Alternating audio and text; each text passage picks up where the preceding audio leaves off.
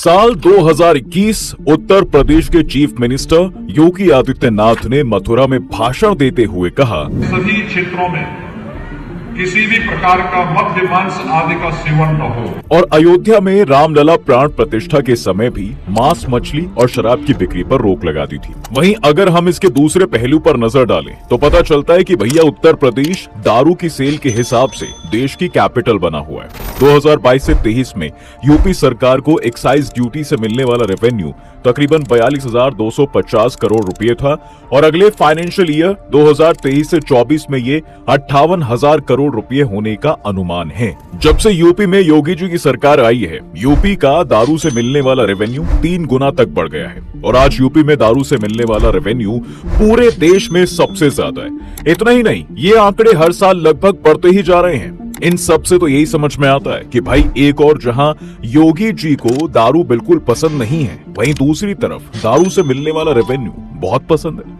लेकिन देखना तो ये है कि आखिर योगी जी की पॉलिसी में ऐसा क्या स्पेशल है कि उनके खुद दारू के खिलाफ बोलने के बाद भी इसका रेवेन्यू साल दर साल बढ़ता ही जा रहा है। इसे समझने के लिए थोड़ा पास्ट में चलते हैं।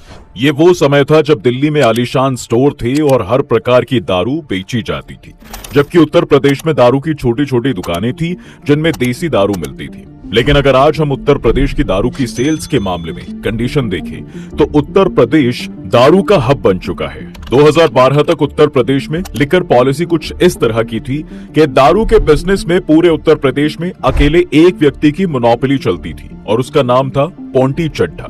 दरअसल जब यहाँ मायावती की सरकार थी तो मायावती ने पूरे उत्तर प्रदेश में इस नई पॉलिसी के अकॉर्डिंग ही कई एक्साइज जोन क्रिएट किए जिनका जिम्मा दिया पोंटी चड्ढा को।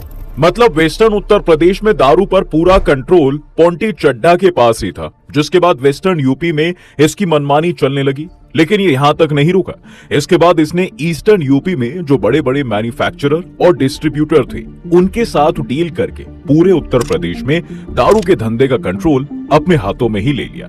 अब पूरे उत्तर प्रदेश में पोंटी चड्ढा ये परमिशन के बिना एक बोतल दारू भी नहीं बिकती थी। पूरे उत्तर प्रदेश में ही इसके दारू के 57 गोडाउन्स थे जिनसे लगभग 5,000 रिटेल शॉप्स पर दारू सप्लाई की जाती थी। और इतना ही नहीं, दारू की सप्लाई केवल उत्तर प्रदेश और भारत तक ही सीमित नहीं थी, बल्कि इसका network Nepal, Bhutan, United states, UK और कई अरेबियन और एशियन कंट्रीज तक फैला हुआ था। तो इस तरह से अब उत्तर प्रदेश के दारू के धंधे पर पोंटी चड्ढा का अकेले ही अधिकार था। लेकिन परिवार में हुए एक आपसी विवाद में पोंटी चड्ढा और उसके भाई की जो है मौत हो जाती है। इसके बाद भी इस पॉलिसी को चेंज नहीं किया गया, बल्कि पूरे उत्तर प्रदेश में यही अटकलें चल रही थी कि अब कौन है जो नया पोंटी चड्ढा बनेगा। और फिर पोंटी की मौत के बाद भी ये पॉलिसी चलती रही।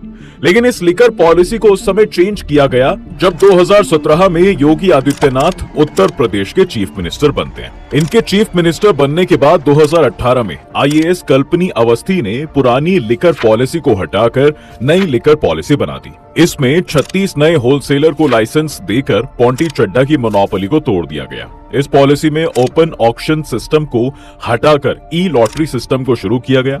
अब आपके माइंड में यह क्वेश्चन होगा कि ओपन ऑक्शन सिस्टम और ई लॉटरी सिस्टम होता क्या है। देखिए, ओपन ऑक्शन सिस्टम में सरकार लाइसेंस बेचकर पैसा कमाती है। अब इसको दिल्ली की पॉलिसी से समझते हैं। देखिए, दिल्ली में आधी से ज्यादा रिटेल शॉप्स सरकार खुद ऑपरेट करती है, लेकिन फिर सरकार ने दिल्ली में ओपन ऑक्शन सिस्टम शुरू कर दिया और सरकार ने कहा कि अब सरकार कोई भी शॉप नहीं चलाएगी, बल्कि दिल्ली में 849 दुकानें खोलने के लिए लाइसेंस दिए जाएंगे। और इसके लिए सरकार ने दिल्ली को 32 जोन में डिवाइड कर दिया और सभी को लाइसेंस बेचे गए। और साथ ही साथ ये भी तय किया गया कि एक जोन में लिमिटेड दुकानें ही हो सकती हैं।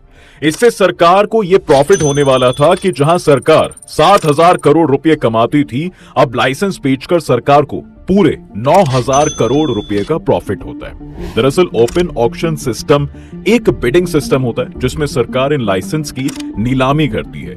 सभी बिजनेसमैन जो दारू बेचना चाहते हैं सभी अपनी अपनी कीमत लगाते हैं और जो सबसे ज्यादा दाम देता है वो इन लाइसेंस को ले जाता है। लेकिन भाई इस सिस्टम में एक खराबी थी और वो ये थी कि ऐसे में जो छोटे व्यापारी थे उन्हें कुछ नहीं मिल पाता था, क्योंकि उनके पास तो इतना पैसा ही नहीं था। सभी लाइसेंस बड़े व्यापारी ले जाते थे। इसके अलावा उसमें एक और रूल भी था, जो कि कोई भी लाइसेंस खरीदता है तो उसे ये दिखाना होता था कि पिछले 3 साल में उनका इस बिजनेस में टर्नओवर 150 करोड़ से ज्यादा हो। इसलिए सरकार पर आरोप लगाया गया कि इस बिजनेस में सरकार ने करप्शन किया है और अपने जानने पहचानने वाले लोगों को ही लाइसेंस दिए हैं। इसके अलावा इस पॉलिसी का एक रूल ये भी था कि रिटेलर, होलसेलर और मैन्युफैक्चरर एक ही व्यक्ति नहीं हो सकता, क्योंकि अगर ऐसा होगा तो दारू के प्राइस को इनके द्वारा अपने हिसाब से कितना भी रखा जा सकता है। लेकिन अब इस पॉलिसी का एग्जीक्यूशन हुआ तो एक ही व्यक्ति को एक से अधिक रोल में पाया गया और फिर जब इस केस की छानबीन की गई तो इसमें आप पार्टी के कई लीडर्स को गिरफ्तार किया जाता है, जिसके बाद दिल्ली गवर्नमेंट ने अपनी पॉलिसी चेंज करके फिर से पहले की तरह ही कर दी। मतलब फिर से सरकार दिल्ली में अपनी खुद की शराब की दुकानें चलाने लगी, जबकि उत्तर प्रदेश सरकार की पॉलिसी में मेन फोकस मैन्युफैक्चरर से एक्साइज ड्यूटी और वैल्यू एडेड टैक्स के जरिए पैसा कमाना है। मतलब यूपी में जितनी ज्यादा बोतल की सेल होगी, सरकार को उतना ही ज्यादा प्रॉफिट मिलेगा। इसमें होता क्या है कि सीधा वेबसाइट पर जाकर रजिस्ट्रेशन बस करना होता है और लाइसेंस जो है मिल जाता है, जिसकी वजह से अब उत्तर प्रदेश में छोटी छोटी बहुत ज्यादा दुकानें खुल गई हैं। इसमें एक और रूल है कि एक व्यक्ति 2 से ज्यादा दुकानें नहीं खोल सकता। ये पूरा का पूरा सिस्टम अब ऑनलाइन है। कुछ इस तरह का सिस्टम कि उत्तर प्रदेश में राजनाथ सिंह की सरकार के टाइम पर 1999 में जो चलता था।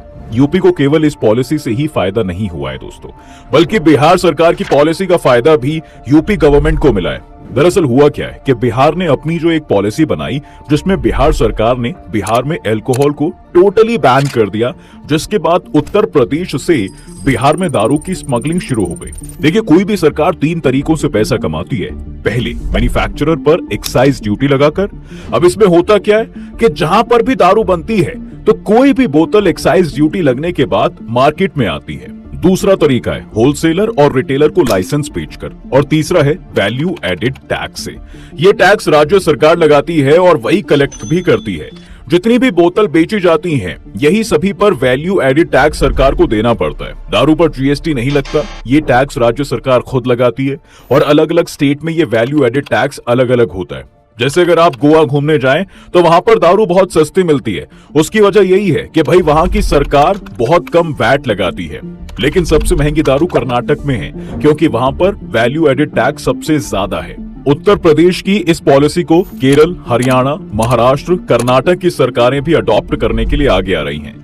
उत्तर प्रदेश के चीफ मिनिस्टर योगी आदित्यनाथ ने हाल ही में कैबिनेट में हुई बैठक में लिकर पॉलिसी 2024 से 25 को मंजूरी दे दी है और ये नई पॉलिसी 1 अप्रैल से लागू हो जाएगी और 31 मार्च 2025 तक के लिए रहेगी। इस पॉलिसी में अंग्रेजी शराब, मॉडल शॉप और बियर शॉप की सालाना लाइसेंस फीस को 10% बढ़ाया जाएगा। शराब की आम दुकानों को भी मॉडल शॉप में बदला जाएगा। रिन्यूअल और प्रोसेसिंग फीस में भी बढ़ाया जाएगा। साथ ही साथ देशी शराब का कोटा भी बढ़ाया जाएगा। इन सब का इम्पैक्ट दारू की कीमत पर देखने को जरूर मिलेगा। इससे शराब महंगी हो जाएगी। देशी शराब के पौए में करीब 7 रुपए की बढ़ोतरी देखने को मिल सकती है। इतना ही नहीं, अगर किसी के पास बार का लाइसेंस है और अगर वो आसपास कहीं पर बार काउंटर खोलना चाहता है तो लाइसेंस का 25% या 2.5 लाख रुपए देकर इसके लिए परमिशन मिल सकेगी। बियर शॉप के 20 मीटर के अंदर अगर 100 वर्ग मीटर तक का खाली एरिया है तो वहां पीने के लिए सिटिंग एरिया बनाया जा सकेगा, जिसके लिए 5,000 रुपए सालाना शुल्क देना होगा। पुलिस या कोई एजेंसी बिना एक्साइज डिपार्टमेंट की परमिशन के शराब, भांग या बियर की दुकान बंद या सील नहीं करा सकेगी और ना ही दुकान को चेक कर सकती है। और अगर एक्साइज ड्यूटी डिपार्टमेंट के अलावा कोई दूसरी एजेंसी इंस्पेक्शन करती है तो उसे इसकी वीडियोग्राफी करनी होगी। साथ ही अब साल में 2 दिन शराब की दुकानें 1 घंटे ज्यादा खुली रहेंगी। क्रिसमस की रात यानी 24 दिसंबर और नए साल की रात यानी 31 दिसंबर को शराब की दुकानें रात को 11 बजे तक खुल सकेंगी। पॉलिसी में रेलवे और मेट्रो स्टेशन के बाहर भी शराब बेचने का प्रावधान किया गया। इस पर पूर्व मुख्यमंत्री और समाजवादी पार्टी के मुखिया अखिलेश यादव ने निशाना साधा है और अखिलेश ने कहा है कि बीजेपी का मानना है कि भाई शराब पीना जो है अच्छा है। उन्होंने कहा कि अगर ऐसा है तो फिर ऑफिस में शराब को बेचने की अनुमति दे देनी चाहिए। नई शराब नीति में एक बड़ा बदलाव बियर को लेकर भी किया गया है। अब बियर की दुकानों को मॉडल शॉप में बदला जा सकेगा। इसके अलावा शादी समारोह, इवेंट या किसी कार्यक्रम में रात 12 बजे तक शराब परोसने की अनुमति होगी। शराब की बिक्री को लेकर एक और बड़ा फैसला लिया गया है। 1 अप्रैल से शराब की बिक्री metro station, railway station, airport और क्रूज शिप पर भी हो सकेगी।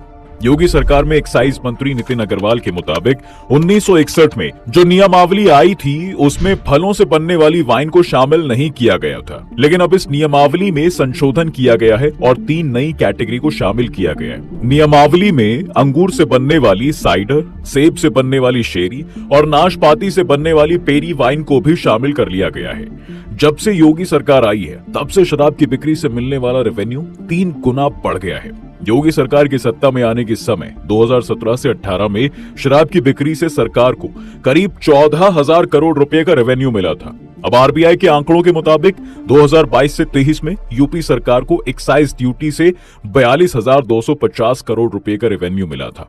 सरकार को 2023 से 24 में एक्साइज ड्यूटी से 58,000 करोड़ रुपए का रेवेन्यू मिलने की उम्मीद है। तो कुल मिलाकर भाई उत्तर प्रदेश सरकार की दारू की पॉलिसी आज उनके लिए रेवेन्यू का एक बहुत बड़ा सोर्स बन चुकी है। अब आपका इस वीडियो पर क्या कहना है हमें कमेंट सेक्शन में जरूर बताएं। वीडियो अच्छा लगा हो तो इसे लाइक शेयर कर दें और साथ ही साथ चैनल को सब्सक्राइब भी जरूर कर दें।